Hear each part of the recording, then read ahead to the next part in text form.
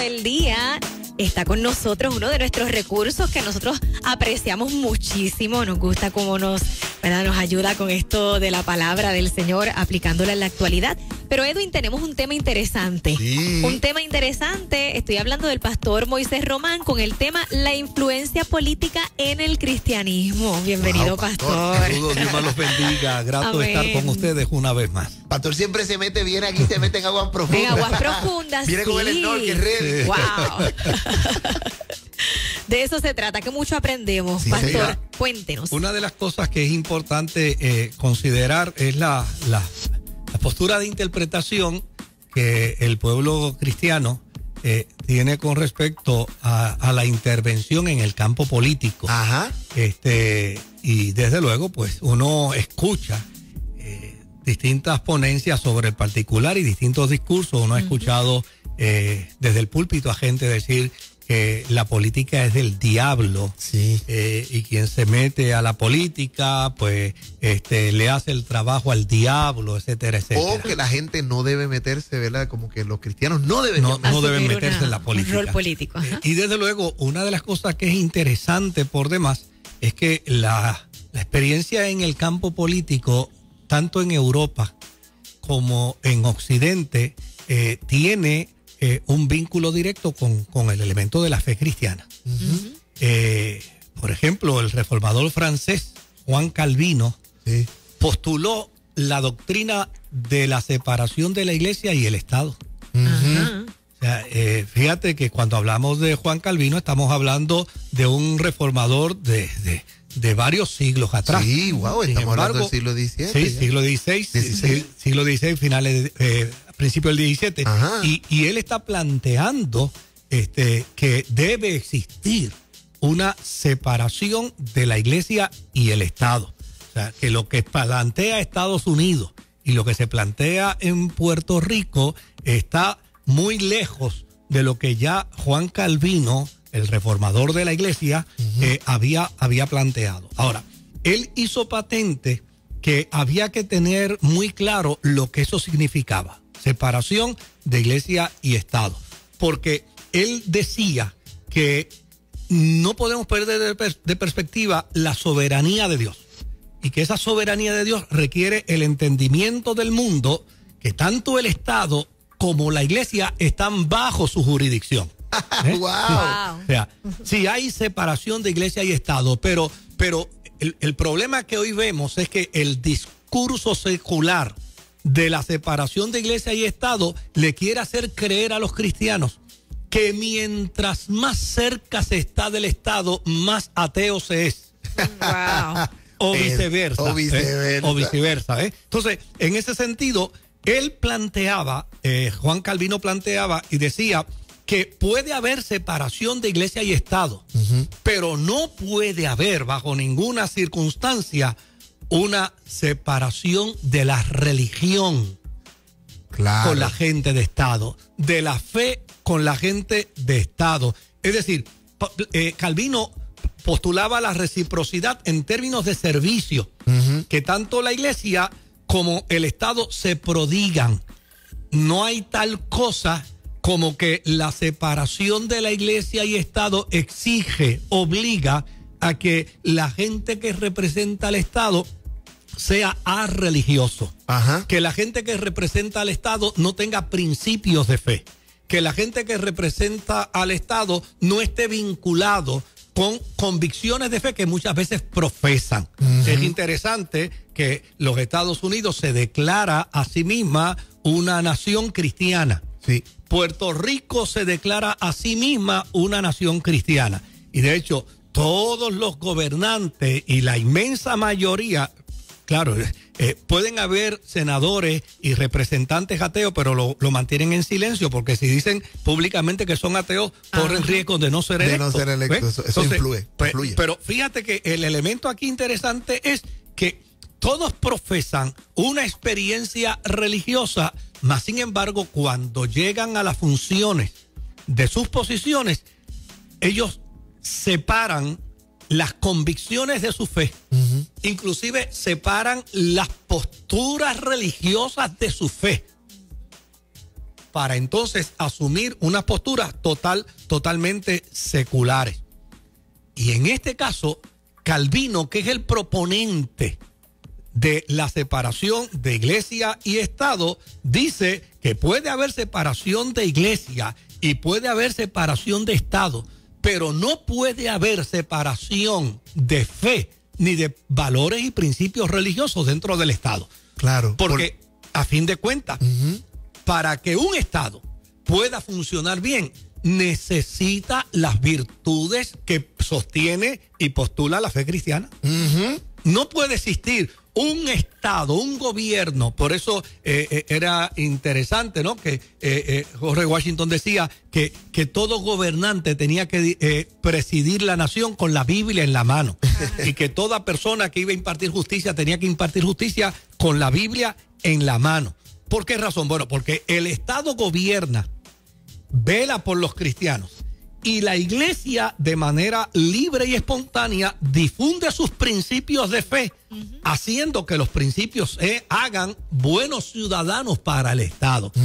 A mí me gustaría, por ejemplo, que la gente del Senado y la gente de la Cámara y la gente de Fortaleza se siente a meditar un ratito. ¿Quién aporta más a los valores morales, a los valores éticos, a los valores sociales? ¿Quién aporta más en medio de la sociedad puertorriqueña? Claro. Y sin lugar a duda, la respuesta siempre va a ser que la mayor fuente que genera aportación de valores en medio de la sociedad es la fe cristiana, es la iglesia. Fíjese, pastor, y esto es bien interesante lo que nos está planteando, porque desde esta óptica y ejercicio necesitamos entender esta dinámica. Me quedé con mi mente desde Calvino, en el sentido de cómo puede aún desde la perspectiva de la soberanía de Dios decir, espérate, por tal razón la separación de iglesia y Estado es posible, pero no podemos desvincular religión y política, porque nuestros imperativos morales y religiosos tienen manifestaciones en la esfera secular y política.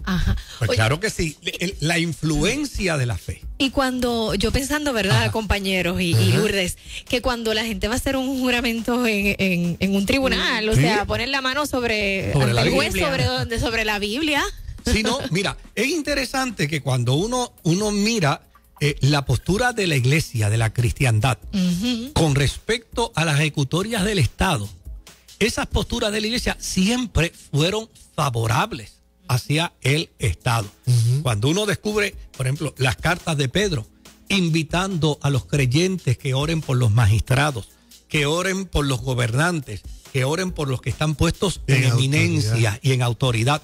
Cuando uno ve las cartas de Pedro, en ese sentido, uno descubre que Pedro es un proponente dentro de la iglesia, dentro de la cristiandad, para que la iglesia desarrolle y mantenga una relación de cordialidad y de aportación en el marco de su fe dentro del gobierno. Cuando uno lee la carta del apóstol San Pablo a los romanos, uno descubre que la postura del apóstol San Pablo es una invitación a los creyentes, a los cristianos, para que los cristianos mantengan una relación de respeto a un grado que es superlativo, al punto de que la iglesia entienda que si ellos son ministros de Dios, también el gobierno, en este caso el Imperio Romano, era también ministro de Dios. Porque la iglesia, contrario a lo que alguna gente interpreta y piensa, la iglesia primitiva nunca tuvo problemas con el imperio. Los problemas los tuvo con el emperador. Y fue solo con algunos de los emperadores. O sea, la iglesia no tenía problemas con el imperio. El imperio tenía claro sus leyes. El imperio tenía claro su gobernanza. El problema no era el imperio, no eran las leyes del imperio. El problema era que cuando había un cambio de emperador, ese emperador asumía posturas que eran detrimentales a la fe.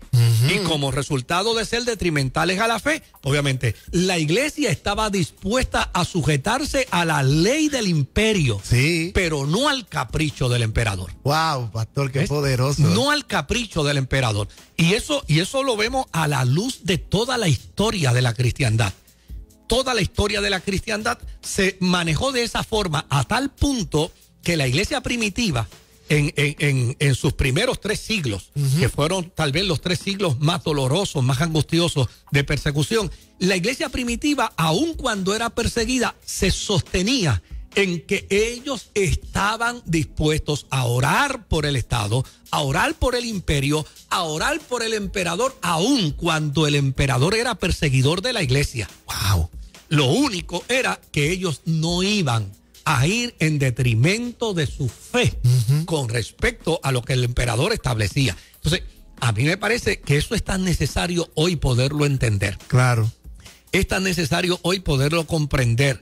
Porque los elementos considerados en el cristianismo para ver la política, para ver el Estado, para ver el gobierno como una institución agradable a Dios, es que pueda descubrir que se promueve la justicia, que se proteja al inocente, al pobre, al menesteroso, a las viudas, a los necesitados, que se evite la anarquía, que se proteja la seguridad, que se proteja la libertad, que se proteja la vida. Es interesante. Fíjese que hoy hay todo un discurso a través de la prensa y uno se sorprende la cantidad de gente que probablemente si les preguntáramos de forma directa si profesan alguna fe, dirían que son cristianos. Sin embargo, su postura es contraria a la vida. ¿Ves? Pero la iglesia en el principio entendió que si el Estado promovía la justicia, protegía al inocente, al pobre, al menesteroso, a las viudas, a los necesitados, si protegía la seguridad de la persona, la libertad, si protegía la vida, si estaba encaminado para proveer prosperidad, si estaba inclinada inclusive a garantizar los más elementales principios de la fe, la iglesia entendía con perfecta claridad que ese Estado y ese gobierno era un instrumento de Dios al servicio de la humanidad. Lo que tenemos es que entender con toda claridad que bajo estas premisas es que la iglesia puede reconocer a los gobiernos como instituciones sagradas bajo el lenguaje de ministros de Dios. Si no corresponden a esos principios, es interesante porque cuando uno estudia el campo del capitalismo, hay estudiosos del capitalismo que inclusive le agradecen a Juan Calvino sus ponencias y sus planteamientos, porque esa doctrina de Juan Calvino de la prosperidad como una evidencia de ser bendecidos por Dios fue un principio, obviamente, que se arraigó en la mentalidad del capitalismo para hacer entenderle a la gente que la prosperidad no era mala, que la prosperidad no era perversa. Lo que es malo y lo que es perverso es el prosperado bajo engaño, bajo trepa, bajo maldad. Pero todo ser humano tiene el perfecto derecho a prosperar. Ahora, desde esa perspectiva cristiana, es que nosotros los cristianos necesitamos mirar la interacción política. Ojalá que con el transcurrir del tiempo los cristianos descubramos que más importante que los colores, que más importante que las ideologías políticas, que más importante que la plataforma de los partidos, más importante que eso es el procurar hombres y mujeres que dirijan nuestra sociedad, como dice la Escritura, con el temor del Señor. O sea, yo creo que cuando nosotros miramos la aportación que ha hecho el cristianismo, un datito bien sencillo y bien simple, por ejemplo, la reina de España envía a Puerto Rico y obsequia a Puerto Rico el escudo. ¿Y qué uno descubre dentro del escudo? Pues dentro del escudo uno descubre una Biblia, descubre una cruz y descubre un cordero. ¿Ves? Entonces, ¿qué nos plantea eso? Pues eso lo que nos plantea es que el legado que nosotros adquirimos como pueblo y tenemos como pueblo es un legado cristiano, es un legado de cristianismo.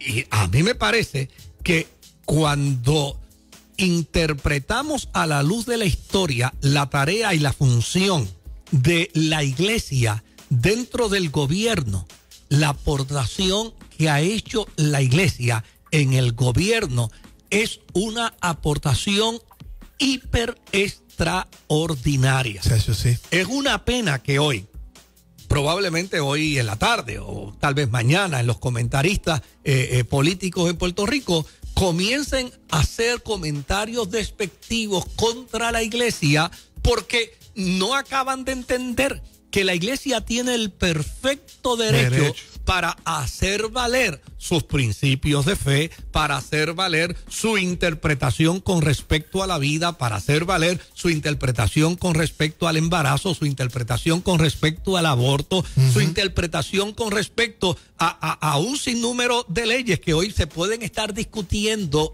en el foro y se pueden estar planteando, pero me parece que es totalmente injusto cuando se quiere interpretar que la iglesia es retrógrada, que la iglesia es fundamentalista como si fuera como si fuéramos Ayatollah Ruhollah Khomeini. Claro.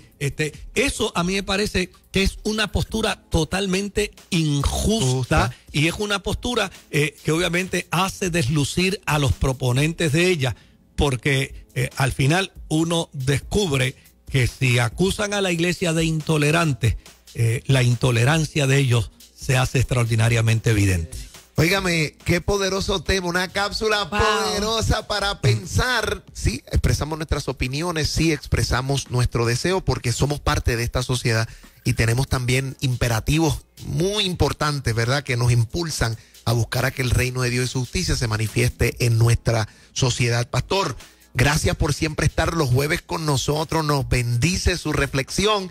Y queremos que nos comparta dónde la gente puede estar en contacto con usted. La gente puede estar en contacto con nosotros a través del 787-793-1777. Repito, 787-793-1777. Y en aquello que podamos servirle y podamos ayudarle, con mucho gusto. Quédese con nosotros, ya regresamos.